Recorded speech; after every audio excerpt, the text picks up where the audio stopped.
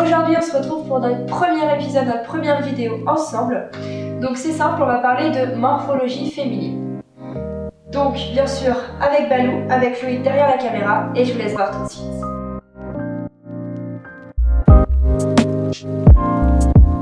Alors, on a tous un idéal féminin, star, célébrité, personne connue ou pas, tout simplement. Pour objectif ou juste, on en rêve, tout simplement. Donc, par exemple, Shakira, Beyoncé, qu'est-ce qu'il y a d'autre, Nabila, peu importe. Mais qui vous dit que vous ne lui ressemblez pas déjà? Peut-être avez-vous déjà un point commun. Bon, du coup, on est accompagné aussi d'Harley, mon chat. Bienvenue à toi. Elle va souvent nous accompagner. C'est le petit moment. Alors, on a déjà 5 types de morphologie. On a la première qui est la morphologie de Beyoncé, de Shakira et de Jennifer Lopez. Donc, on l'appelle en général la morphologie triangle ou la morphologie en A. Donc, c'est simple.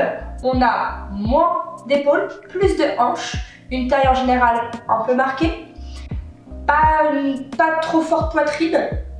Donc l'écart entre les hanches et les épaules doit être de plus de 5 cm, bien sûr. Ensuite, on a la morphologie d'Angelina Jolie, de Pink et de Cameron Diaz, qui est plus connue, communément appelée, la morphologie en V, ou la morphologie en triangle inversé. Donc là, c'est le contraire du A, bien sûr. Donc on a plus d'épaules, moins de hanches, une taille moins marquée et en général une moyenne ou forte poitrine. L'écart entre les épaules et les hanches est de plus de 5 cm aussi. Ensuite, on a la troisième morphologie, qui est la morphologie de Rihanna, de Miranda Kerr. Pour ceux qui ne connaissent pas, c'est l'une des premières mannequins de Victoria's Secret. Et Black Lively, si ça se dit comme ça. Donc c'est la morphologie en X, ou en sablier. C'est-à-dire, on a les épaules et les hanches qui sont à peu près à la même taille, moins de 5 cm en général de différence.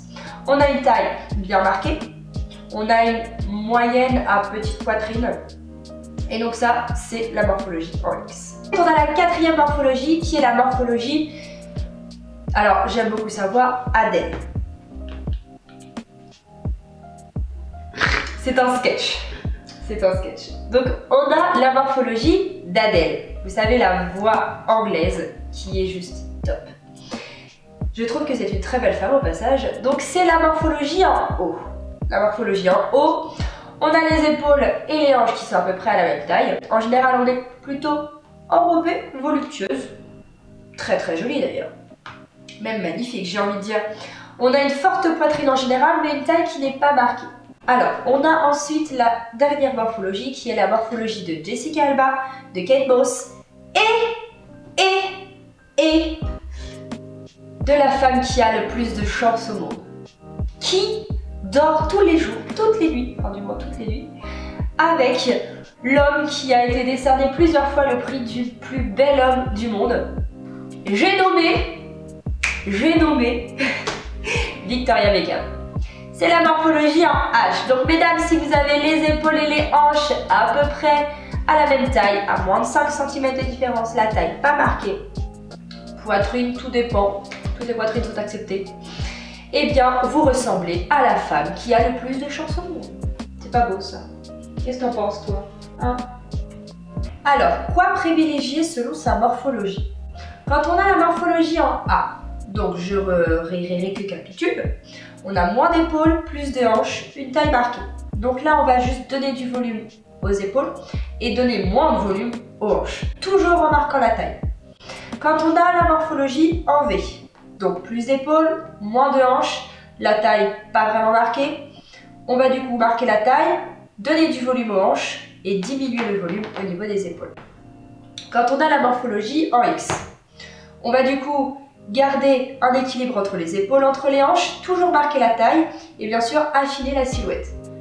Pour la morphologie en haut, on va du coup faire pareil, garder une harmonisation, elle est embêtante, on va garder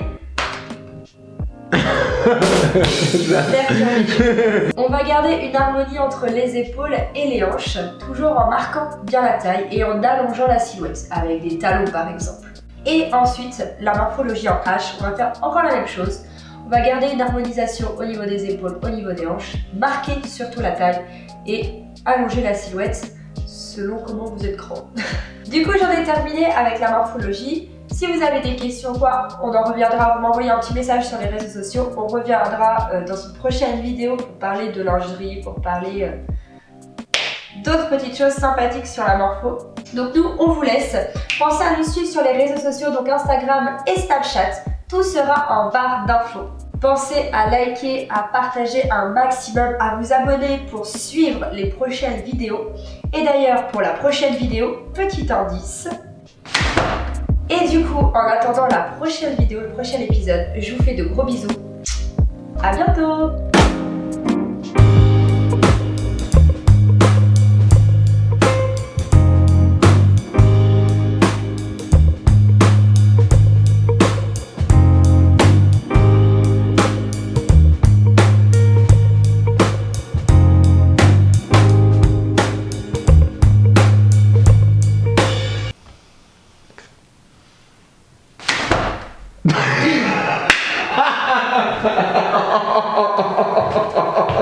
Ha